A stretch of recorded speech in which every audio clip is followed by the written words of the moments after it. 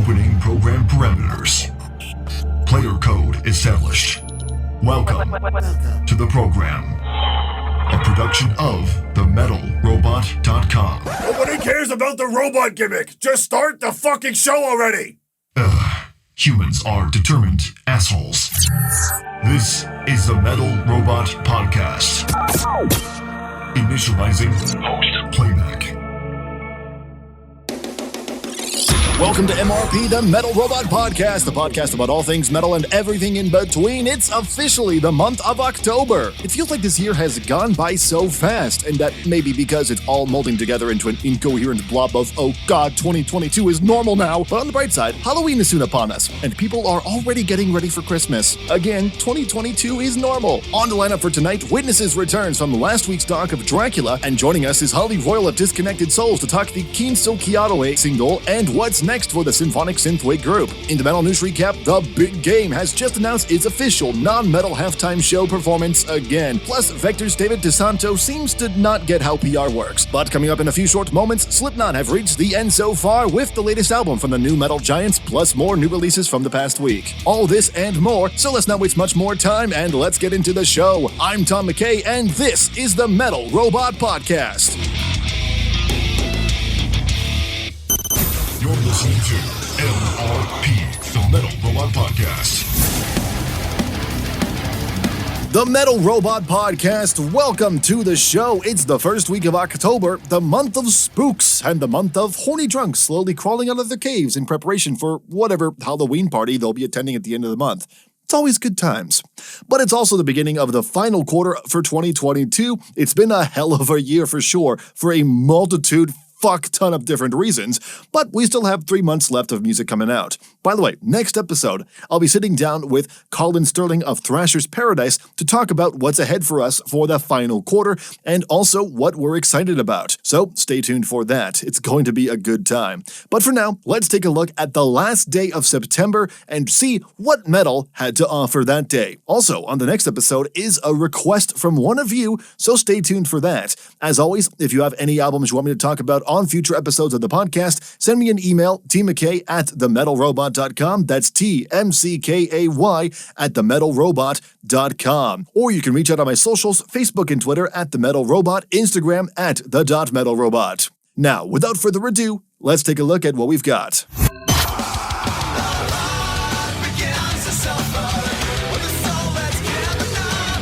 The long-awaited follow-up to 2019's We Are Not Your Kind, Slipknot have returned for the end so far, a phrase only uttered by my captor after forcing me to watch Boss Baby for the 73rd time. This album is for sure a different one we're dealing with here. 12 tracks, nearly an hour's worth of music, and it is eclectic and diversified, like a millennial's wedding catering. Who the fuck thought avocado lattes were a good idea? Now first off with this album, while we still get some heavy pants-shitting new metal that we'd come to expect from the 9 totally sane gentlemen, we also get Adderall, the album opener that sounds like Corey Taylor's solo B-side where he got really deep into the Prince and David Bowie catalogs. A bold way to open the album for sure, but honestly, I dig it. For one, it sounds good, and also, it's something you don't expect from a Slipknot album. And you know by now, I eat that shit up every time. We of course do jump into the chaos proper with The Dying Song, but the contrast between those two songs sets the trend for the rest of the album as we dive into almost every musical style you can imagine. With the black metal attitude of Chapeltown Rag, the modern day Slipknot sound we've been getting in Yen, the kooky crazy sound of Hive Mind, a subtle dip into the past with Warranty, and so much more.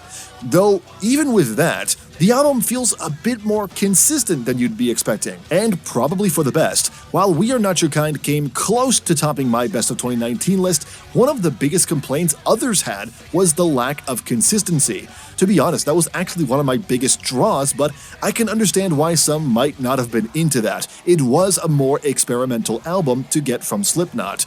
The experimenting is toned down a bit here as a result, but it is still present in some way. But this album is a fantastic Slipknot album front to back. Everybody is firing on all cylinders, especially, I gotta give major props here, Jay Weinberg. The dude is a mechanical monster behind that kit. My head's just spinning thinking about the shit that he's doing here. It's nuts. Interesting tidbit about this album too. On top of being the last one with Roadrunner Records, Jim Root, one of the guitarists, claims that his thoughts on the end so far were mixed before the album even came out, because for this specific reason, he feels they didn't use Joe Barnes, the album's producer, to his full potential due to COVID restrictions. So what he's saying here is that this album is with the producer working with his hands behind his back. If that's the case, this dude must be a god. This isn't even my final form. But for real, a great collection of songs, and for 58 minutes, it flies by faster than Master Oogway on speed. That's some serious shit. 14.5 out of 15, go check it out. Seriously, this is one you don't want to miss out on.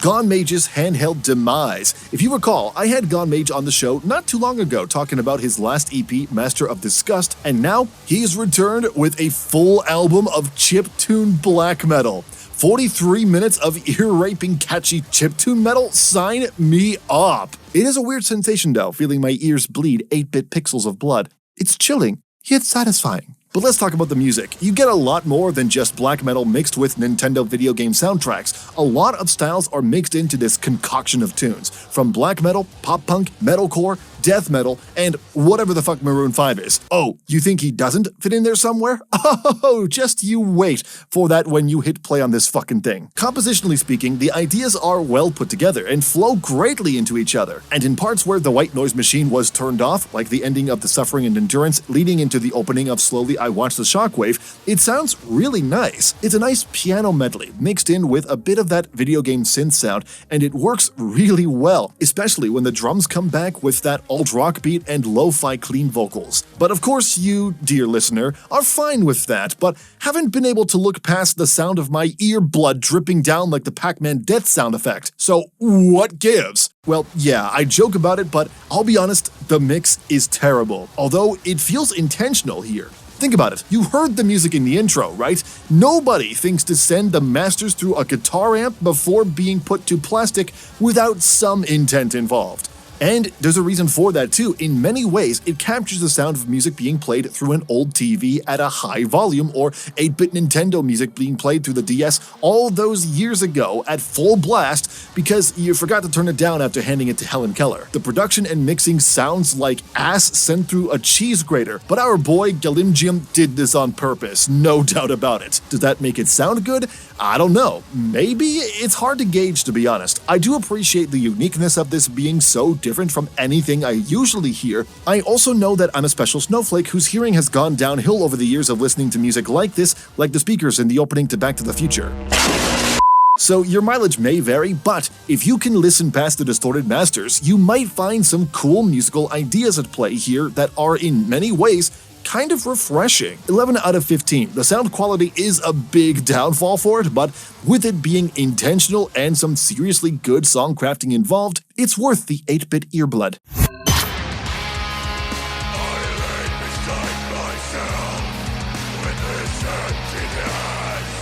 Oh, this is some good shit right here. Arctura's debut album, The Storm Is Over. Finnish blackened melodic death metal, invoking the sounds of the Northerners in the cold conditions of the Norse in all the best ways.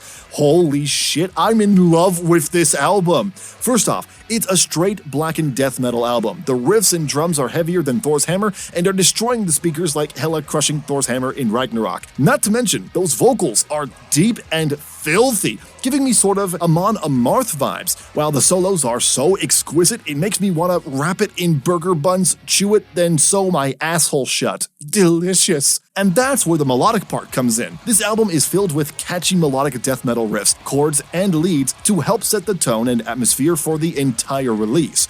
Over the span of 53 minutes, you're going to be getting some sick-sounding MDM with a blackened edge. Probably some of the best you might have heard all year. I'm serious for this being up there. 2022 has seen a strong year for MDM. It's so fucking sick. And yeah, this one's up there too. I wouldn't be surprised if the end of the year list features just 10 MDM albums, low-key. With forceful drums holding the foundation, to low, thunderous bass work playing alongside grooving melodic riffs directing the songs forward in a clear way, to melodic leads and solos, the clean and well-produced sounding production and mixing, and those fucking growls. I can't recommend this album enough for you. Seriously, is there anything I don't like about this album? Speak now or forever hold your peace. Okay, I will say at least that if you're not a blackened metal fan, maybe you might not be immediately interested, but do me a favor, shut that voice up and get this album. 14.5 out of 15. That is 2 14.5 out of 15 ratings on this episode. I'm having a great week.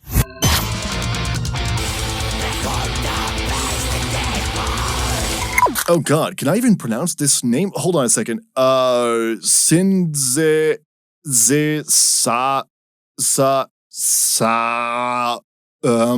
Translate? Really? Wow, those letter accents really throw you off, don't they? So, Sinze Shasatri and the new album Ultima Loop, pagan blackened deathcore from Romania. It's a really cool sounding album that pulls no punches throughout. Mix of tech death and black metal, MDM and progressive metal, and you have an album that is eclectic while also being scary. Seriously, in the promo, I was told that the opening alone was supposed to lull me into a false sense of security before the mayhem begins. But...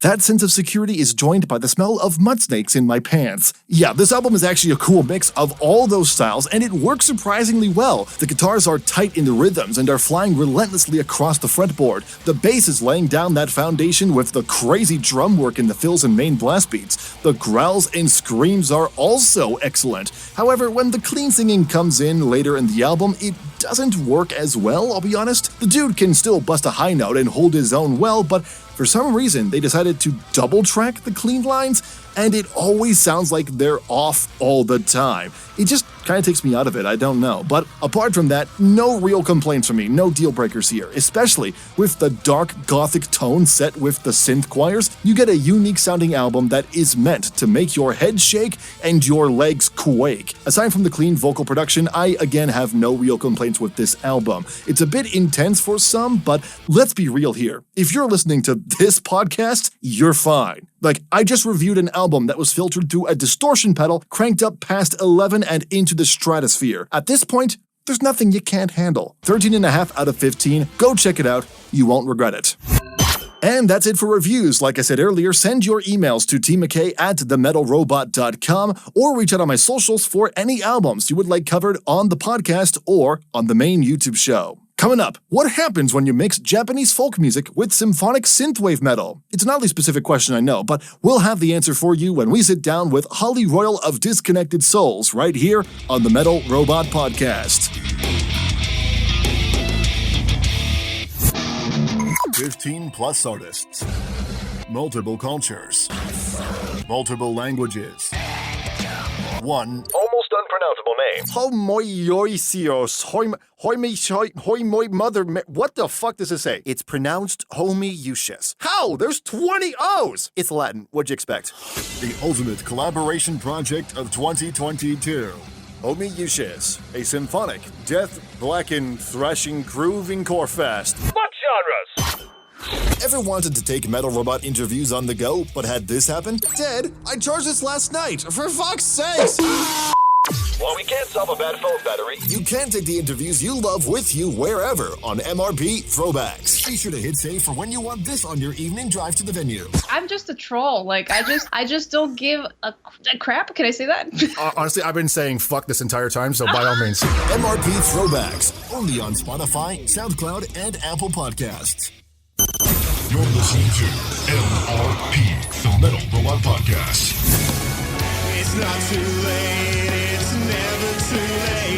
Konnichiwa! That sounded white as hell. Welcome back to the Metal Robot Podcast. Our first guest is a jack of all trades, as it were, working in PR and being the keyboardist for Disconnected Souls, which is a symphonic synthwave metal project out of the UK. They recently released their latest single, Kintsukoroi, earlier this year, and the mix of synthwave and Hōgaku, traditional Japanese folk music, for sure was a delight to hear, as you heard in the opening.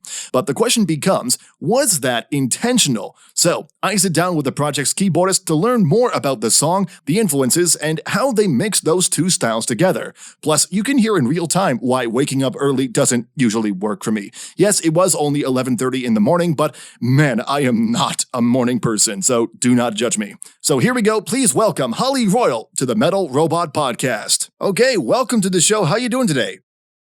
I'm good, thank you. Yeah, thank you for having me on. I just hit record and just went with that. I don't think you were ready for that. Well, I suddenly thought, oh wow, this is exciting. No worries. Well, welcome. It is, it's still pretty early for me. It's like 11:30 in the morning, which I know many people are thinking, that's not early. It's early for me, okay? Just go with it. I've got my coffee instead of a beer, okay? But anyways, Holly, welcome to the show. What's up? I was just going to say, you have far more energy than I do at 11:30 in the morning. So. Yeah, it's what the show calls for, so I go with it. But I'm here with Holly Royle of Disconnected Souls. Tell me more about Disconnected Souls, by the way. Where are you guys from? What kind of music do you make? Yeah, sure. So we are based in a city called Chester in the UK. We are a sort of weird collective ensemble of sort of alternative musicians, and we do all sorts of weird, heavy, experimental, progressive-y stuff.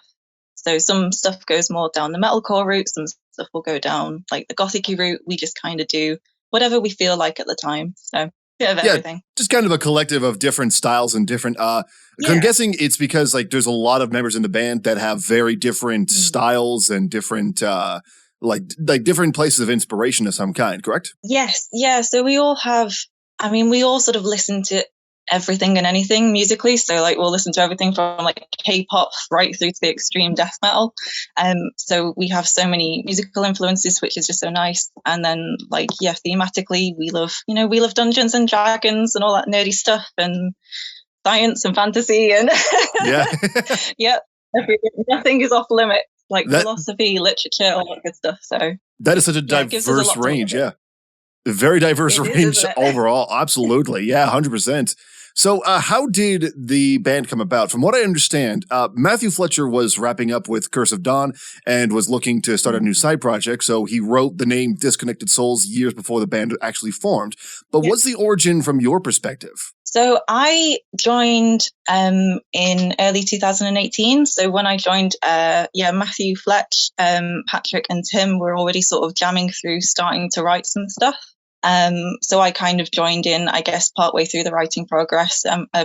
And then we started really focusing on getting the Warring Elements EP like together and actually writing songs with the purpose of releasing them.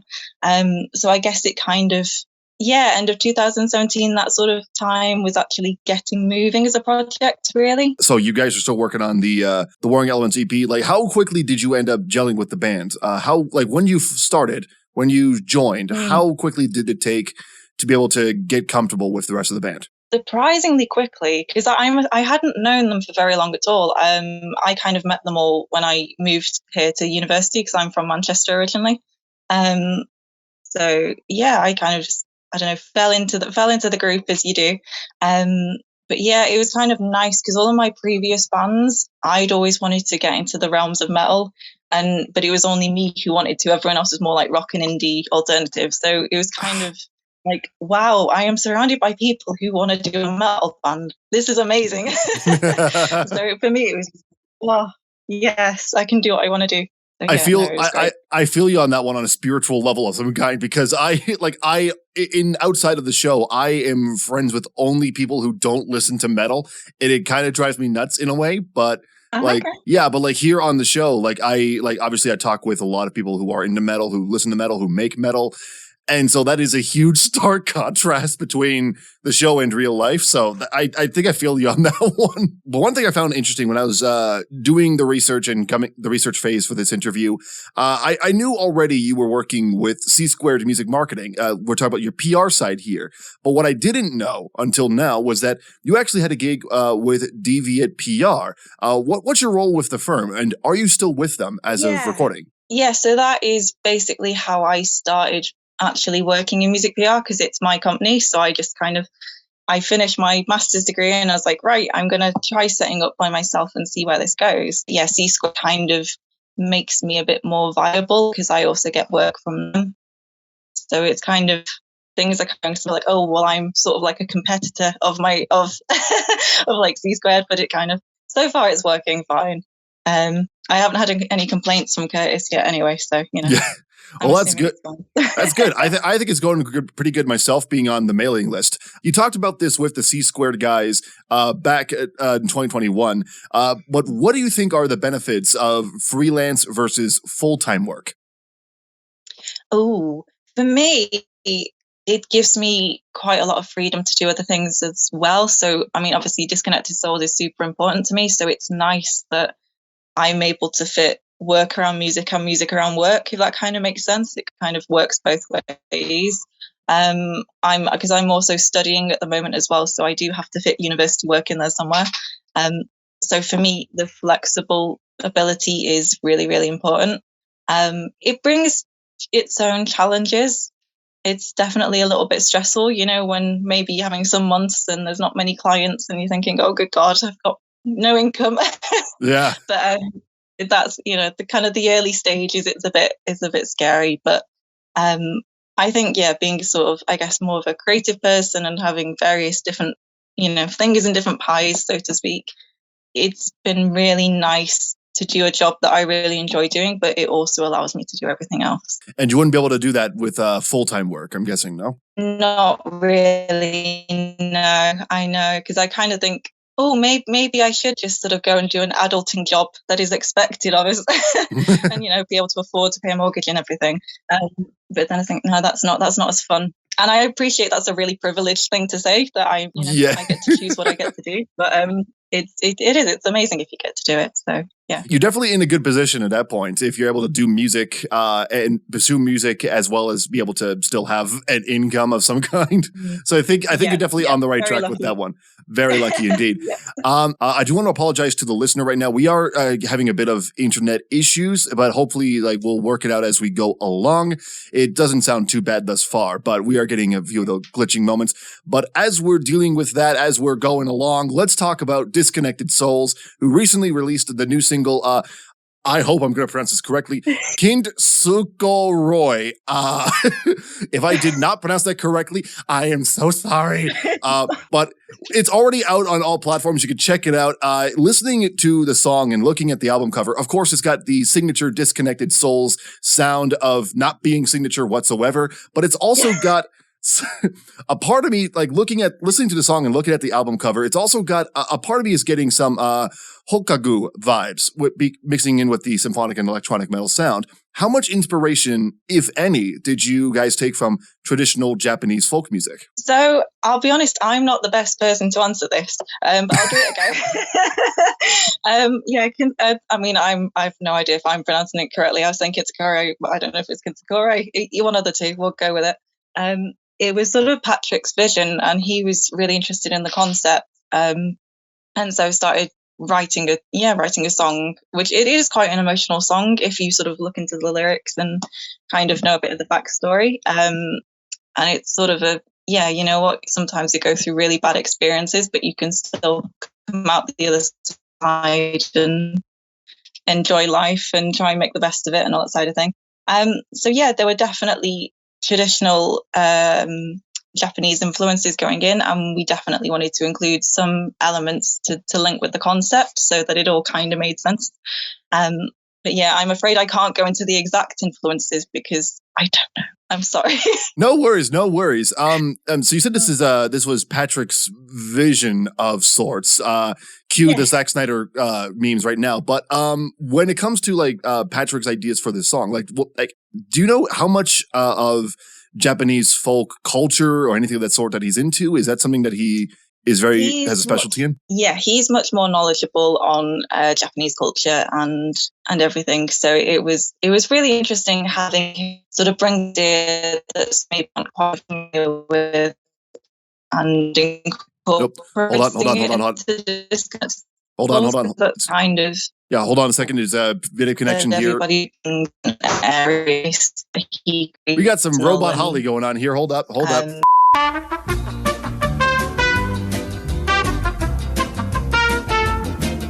right, we're still here? Yep, I can see you. I can hear you. Okay, good, because we got like we got like a little bit of that answer, followed by like a few minutes of Robot Holly. So let's try to backtrack a little bit. So we were talking about Patrick's Japanese cultural, like his interest in that. Yes, what did I say? Right. So yeah, it's kind of nice that it's something that he's fascinated by, and he sort of knows the ins and outs of it a lot better than, for example, I do. So yeah, having Patrick bring in something that's very special and very important to him into Disconnected Souls, it's really nice, because then we all, sort of bring our own specialties, if you like, into all of the songs that we write. We have a bit of a strange songwriting process, so some of our stuff is really collaborative, and then some of it is one person or a couple of people will take the lead idea and run with it. So it was kind of nice. That Kintsukoroi is kind of an example of what happens when like Patrick's in the driving seat, for example. Whereas our previous single, Petrichor is kind of, that was mostly me, so that's kind of my weird etherealiness. So you kind of get a little bit of a taste of each member with each song that we do. So that's pretty good. Yeah, and plus, like we're already seeing, I believe, a few pieces and teasers for some upcoming Disconnected Souls music, because we saw on Facebook as of a few days ago at the time of recording this. There's a quick teaser of some new kind of metalcore kind of synthesia. When can we expect anything more from you guys, and when can we expect whatever that was? Yeah. That's the thing. We will just call it the thing. The thing. I can't tell you when that will be coming out yet, because I'm not quite sure when that will be finished. I imagine next year sometime. Our main goal in the near future is to release a rather epic album, I guess. It's going to be quite a big album. But we're not quite there yet. So that's kind of why we're just doing the singles at the moment, so that hopefully people get a little bit of a taste of what's going on in the lead up to it. So we definitely have more singles coming. We have a very exciting music video coming, hopefully early next year, assuming everything goes well. It could all go wrong yet, so don't hold me to that. No promises here. Yeah. So like how many songs do you already have written for this potential album in some distant future? That's a good question.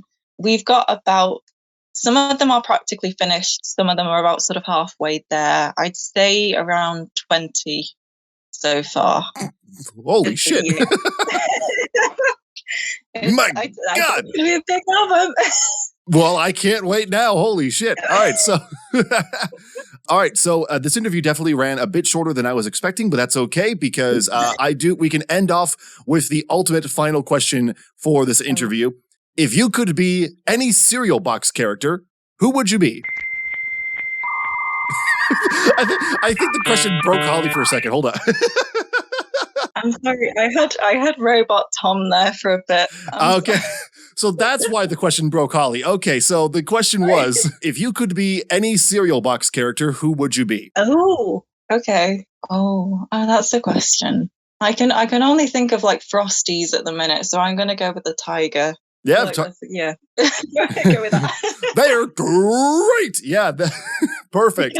All right, so thank you, Holly, once again for coming on the show. Disconnected Souls has lots of great music. Kintsukoroi.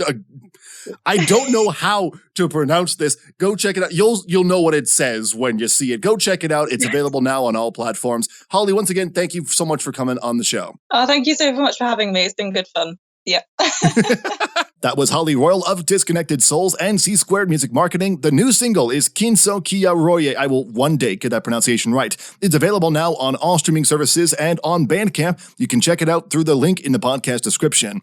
Also, if you're looking for PR as an artist or a band, C-Squared is a great place to get it. This isn't sponsored, but I've been working with co-founder Curtis Diller for years, and he and Corey Westbrook are a true force to be reckoned with in PR, working with plenty of other bands all over the world, including many of the bands that you hear me talk to on this show. They actually helped push my debut EP to thousands of people and get featured on various websites. And Holly also does great work with bios for them, so that's something you can look forward to as well. I'll leave the website link in the podcast description so you can check them out and see for yourself. Okay, let's take a quick sec right here. We'll be right back with the metal news of the week, plus witnesses to follow right here on the Metal Robot Podcast.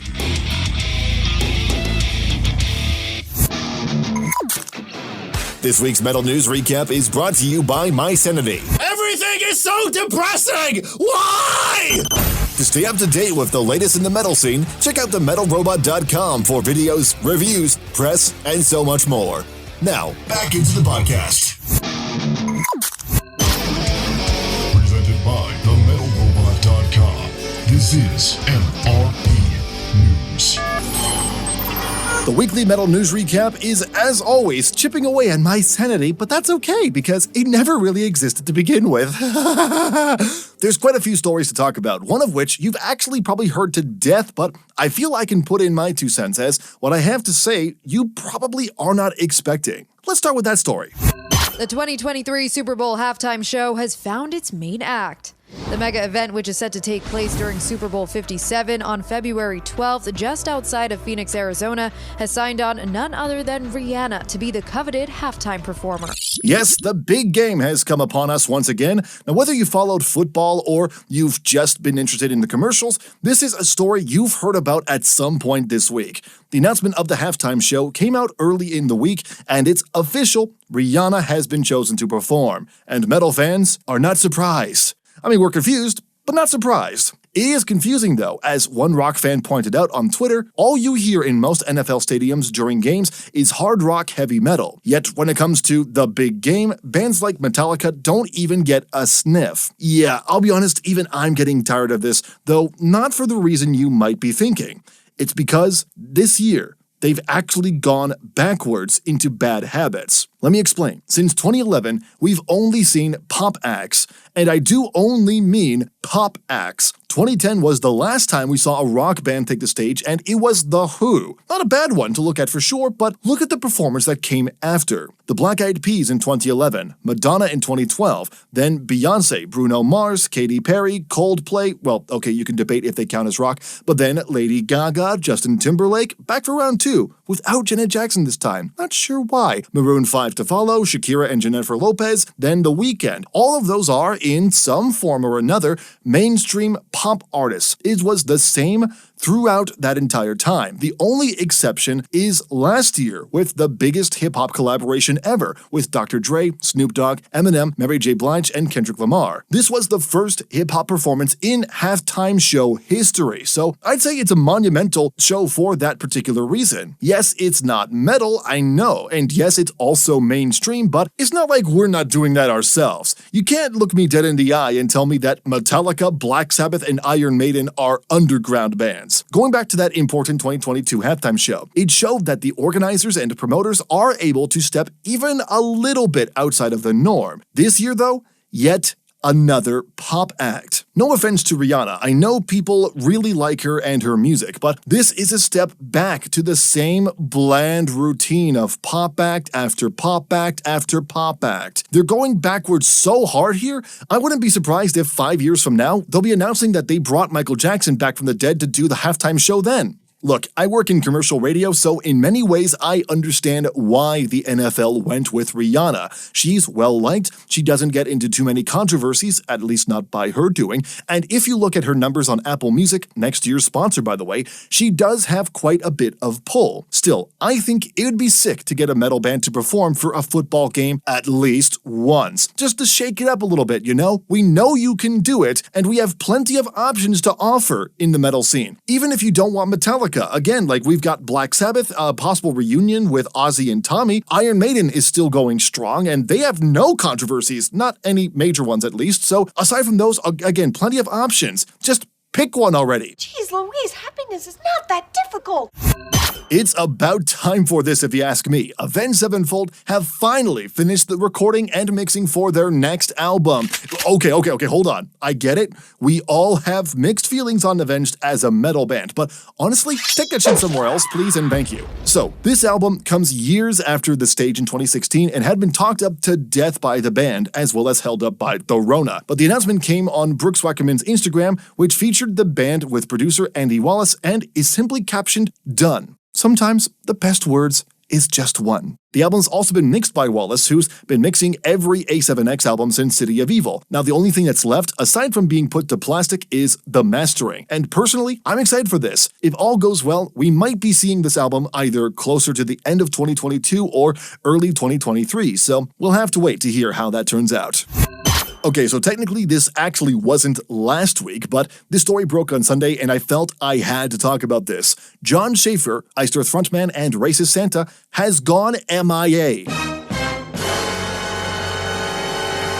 Let me break this one down for you. So, Schaffer, along with 30 other Oath Keepers and Proud Boys, are being sued by District of Columbia Attorney General Karl Racine for their involvement in the January 6th insurrection last year. Since then, he's pled guilty to 2 charges out of 6, which included obstruction of an official proceeding of Congress and trespassing on restricted grounds of the Capitol while armed with a deadly or dangerous weapon. As part of the guilty plea agreement, he was cooperating with authorities and was allowed to be set free. But now, he mysteriously disappeared. A report by The Republic states that the process server was trying to hand-deliver the notice of the suit, but after, quote, at least 25 separate attempts to serve Schaffer at 7 different addresses across 3 different states, they can't seem to find him. Now, right now, we don't know if U.S. federal law enforcement officials even know where Bad Santa is, nor do we know if they believe he violated the terms of the plea agreement. Now, if there are any updates this week, I'll be sure to update you on the next episode. But as of right now, speculation is that he's probably hiding like the pussy that he is. Blabbermouth stated that he was believed to have been hiding in a multitude of different places across the country. But as The Republic says as well, servers did recently try a mobile home in Auburndale, Florida that had 2 vehicles with Indiana plates parked outside. They apparently tried to serve him there at least 5 times, but the guy won't answer the door. Will Schaffer eventually get served? We'll have to wait and see. Hello, this is David DiSanto of Vektor. I just want to take a couple minutes to set the record straight about the rumors surrounding me. Oh, this should be fucking good. That was David DiSanto of progressive thrash metal band Vektor.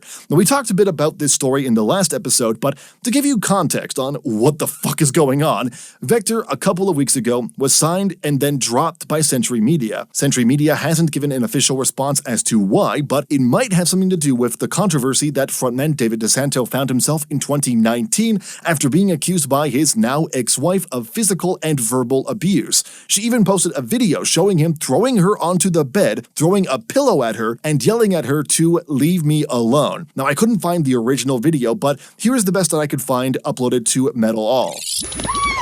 Where the fuck is it? Where the fuck is it? Leave me alone! Leave me alone! Not a good sound, nor look. That was back in 2019. The band then went on hiatus and didn't come back until this year with a new lineup, David DiSanto, though, still in the lineup. And that's when all this other stuff started happening, including that controversy resurfacing. But after all this, on the past Tuesday, DiSanto posted an official video statement talking about all of this, giving his side of the story. Now, we've heard Katie's side, so I'm going to play for you a little bit of David's side, his telling of the story. It's just over a minute, but it's worth hearing the entire thing. In early 2019, he was still being potty trained, and he left a little poo on the stairs in the middle of the night after I had gone to bed. It was around midnight when I was woken up by my wife, standing next to the bed, repeatedly slapping my head, pulling my hair, and digging into my chest with her nails, screaming and yelling at me to pick up his poop immediately. I kept telling her to leave me alone, it can wait until the morning, but she wouldn't stop after what seemed like 30 minutes. I finally stood up and was cornered against the wall between the bed and my dresser. I asked her to move so I could do the things she was asking, but she wouldn't budge and kept instigating and escalating the situation. So I picked her up and moved her onto the bed out of my way so I could get by. I then threw a pillow and reiterated to her, "Leave me alone." That's the truth and reality of what took place before and during that video. Some people might not think that's a very big deal, but I want to make perfectly clear that I am truly sorry and embarrassed for how I reacted to the situation. So that's his side of the story. Now, I am glad that he apologized, but this whole thing kind of just sounds scripted and template apology video kind of thing. Plus, I just played you the video, and your boy David was totally downplaying what happened. Also, you forgot to mention the holes in your bedroom door that she also posted to her Instagram around the same time. Not sure how you could forget about that, my guy. Now, reactions on the internet for this statement are sort of split, but it does seem most are happy about this apology and explanation. But that still isn't going to change anything, despite what DiSanto hopes will happen. Hopefully people will eventually be able to judge us on our music and not our personal lives, my personal life. I'm continuing to better myself every day in all aspects of my life.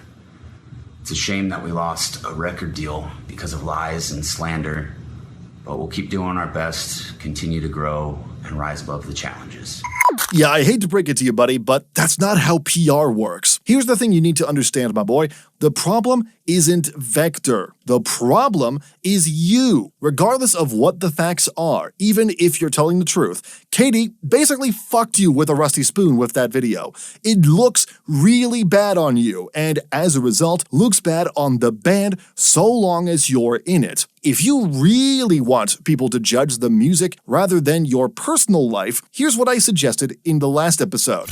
Look, I know his voice and guitar work made the band's sound, but if DiSanto isn't thrown out of the band the same way he threw his wife, that's a stigma that you'll never be able to get rid of, and it will follow this band forever, even if he's changed, and even if he's innocent like he claims to be. The unfortunate reality is, David, the best thing that you can do for Vektor is to distance yourself entirely so that we can judge the music. It sucks, but that is the reality of the situation. And that's a wrap for our weekly metal news recap. Links to all the sources used can be found in the podcast description if you want to do further reading into the stories talked about on this show. Okay, we've got one last thing for you tonight before we wrap up and send everyone back home. So don't go away. This is the Metal Robot Podcast. Metal addicts call it symbiosis between extreme metal and classical music. Cult Metal Flick says cinematic landscapes collide with atmosphere. Tom McKay says it's the reason my veins are filled with caffeine. Wait, what? I can't help it. I'd rather write awesome metal than sleep. Give me a fucking ambient, please! Call to the Demon Sultan is out now on all streaming platforms. And while you're at it, pick up some cool merch by going to metalrobotreviews.creatorspring.com or check the links in the podcast description. Stream now. Looking to stay up to date on all things Metal Robot? No, not really. What? Why? I don't listen to metal. How are you listening to this podcast? I thought it was Joe Rogan. We're gonna pretend he didn't say that. Follow the show wherever you tread on social media. Facebook and Twitter. At The Metal Robot. Instagram. At The Metal Robot. You can even join the Metal Robot Discord server. We have fun there. Links to all of that and more in the description of this podcast. Follow now. You're listening to MRP, the Metal Robot Podcast.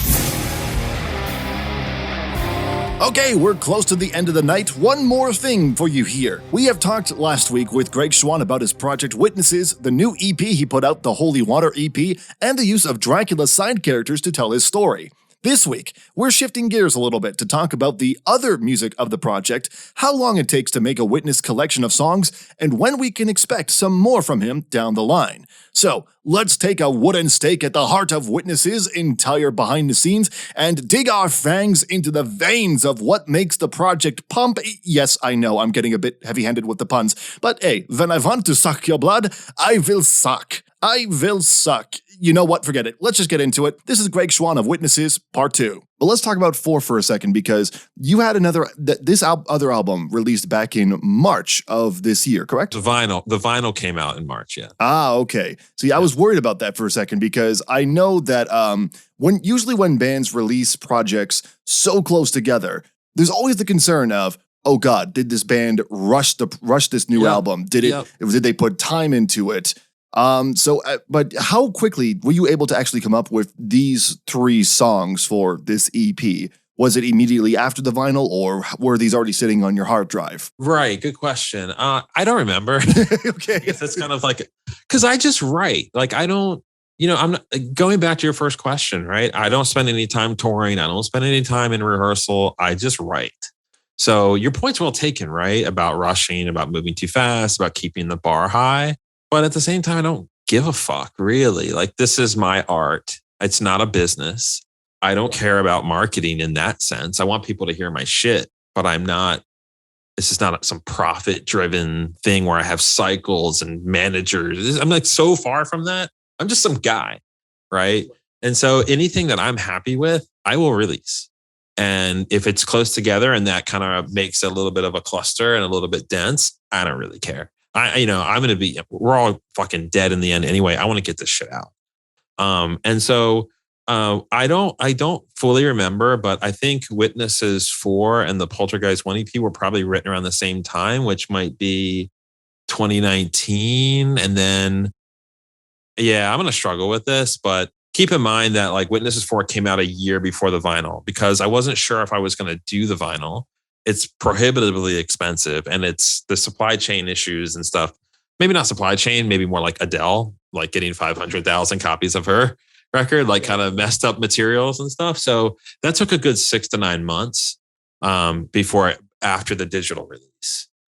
So in a sense, there's a lot of space, but then there's also the Collapse, which came out on Halloween last year.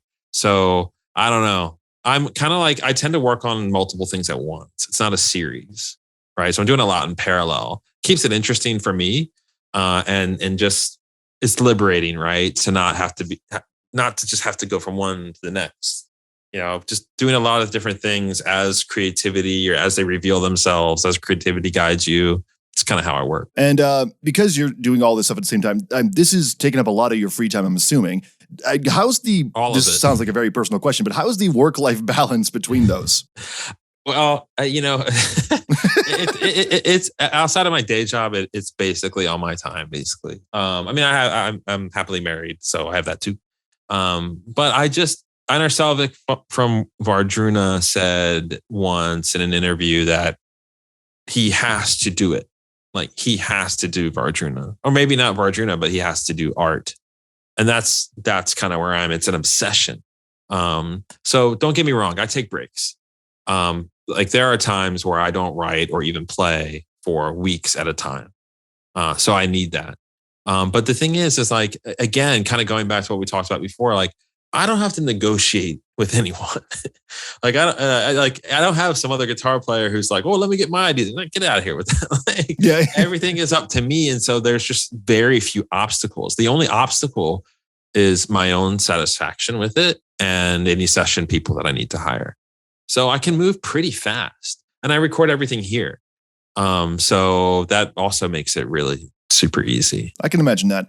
Yeah. So I kind of feel terrified to ask this, but are we going to get a third thing from Witnesses this year, or are you just waiting for the next blood moon to rise? No, I can't. I think I'm pretty spent. So there's the cassette release of the Holy Water EP, but that's coming out at the same time as the digital. So in terms of like another Doom album or another atmospheric thing, no. In fact, again, kind of to an earlier point, like, I really want to take my time with the next few releases, because if the bar was here, I'm putting it up here now, because there are just a few things. I think as an artist, or even as like a craftsman, if you want to put it that way, you reach plateaus, right? I'm not sure if you play an instrument, but like, you reach plateaus, right? You're just like, man, I haven't gotten better at guitar in 6 months. I'm doing the exact same shit. And I think writing is the same way. right? You're just like, man, my ideas like over the past 6 months haven't really stepped things up. It's just kind of more of the same. And I feel like as a writer, I'm kind of at a plateau right now. And I really want to get off it before I release anything else. Yeah, I do know the feeling because I am a guitar player, actually. I'm also a vocalist. Like I've been through this. I've been through this point before because recently, this is a bit of self-promo here, forgive me, but I also I released an EP earlier this year. I've got other things in the works as well, but even I'm feeling like this has kind of got to step up a little bit from where I've been. Exactly. I got to get back into like the practicing of the guitar. I've got to get back into like maybe working a bit more, tweaking some of the things I've got. So I do know the feeling of like, you feel like you plateaued at some point. Absolutely. It could be in production, technical skill, writing. There's a lot of different plateaus you can hit. And I kind of feel like I'm on a huge one right now. And I'm like, okay. Like let's make sure that I don't get complacent and I'm thinking very ambitiously for the next stuff. So it's going to take a little more time. So next year, hopefully something. Now this ran a little bit shorter than I was expecting, but I do have one question I do want to ask. And this is the most important one. Okay. I always ask every single person, if you could be any cereal box character, who would you be? What? This is the most important question above all else. Yeah. It's funny because like, what cereal did I eat when I was a kid? Fruit Loops. That was kind of my jam, I think. But Toucan Sam, he kind of sucks, I guess. I don't know, man. I'm really not good. I'm just going to say Count Chocula because it goes so well with what we talked about earlier. Okay. A very popular response, I must say. I appreciate it. Oh, shoot. Okay. All right. Well, you're hoping to be like super different? Like, well, shit, what's some obscure cereal I know? Yeah, totally. Yeah, I was hoping I'd be a little bit more original. Okay. But no, I mean, he's cool, right? I guess. No, I don't know. you know what? I always tell people this whenever they ask, because like the most unique answer I've gotten was actually from Akiavel. The vocalist Ore, her response was, "Can I be the milk?" Wait, that's. I was like, well, you know what? I don't have a response to that. So sure, go for it. I mean, that's more of an ingredient than a character. It's more of an ingredient, yeah. Hey, Whatever, I didn't question it then. I don't think I should be questioning it now. But okay. So, Greg, thank you so much for coming on the show. Shout out anything that you've got coming up, anything that you're doing, anything you want to shout out. You got the floor. Well, shout out to you. Thanks for supporting me and having me on. It means a lot, actually. And then the thing I would just say is that, the Holy Water EP has 6 cassettes left and I don't plan to make any more. So if you're into that cassette thing, which it seems like way more people are than I ever would have expected in 2022, this is it. There's 6 left. So if you like the sounds and you want that kind of like collector's item, or you honestly like the sound of cassettes, it's there and that's it. But otherwise, 2023, see you then. 2023, see you then.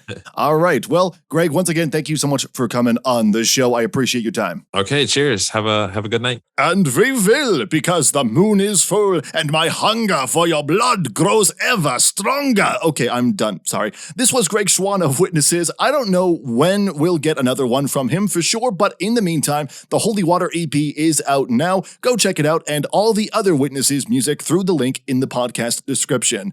What a way to start out October, eh? Nothing says month of horror like talking with James Woods about vampires. Damn it, I promised I wouldn't do that anymore. Oh well, old habits die hard, I guess. Like my addiction to sugar drinks, even though it's probably prevented me from having a drinking problem for years. Or has it? Maybe it has, maybe it hasn't. Is this ADHD mindfuck interesting to you? I never know. This is the Metal Robot Podcast. You just listened to MRP, the Metal Robot Podcast. The Rain of Fire plays once more. Here's what we got coming up on the show. Canadian symphonic death metal in the form of Blood of Indigo joins us. I sit down with Alex Enterami and Nathan Gross to talk about that new album, Dawn of the Shaded World. Also, with the final quarter of 2022, what can we start to look forward to in the coming months before we ring in the new year? All this and more next week. In the meantime, thanks for listening to the Metal Robot Podcast. You can follow the show on the internet, YouTube, Metal Robot Reviews, Facebook and Twitter at The Metal Robot, Instagram at The.Metal Robot. You can Also check out Everything Metal Robot on themetalrobot.com for videos, podcasts, press, and so much more. Special thanks to Holly Royle and Greg Schwann for coming on the show, and of course to our talented co-producer Anna for turning the robot gears and getting those pyrotechnics to work. I could never figure that out myself, to be honest. I'm Tom McKay. If you enjoyed this episode and you want more, be sure to subscribe wherever you get your favorite podcast. I'll see you in the mosh pit next time. Have a good night.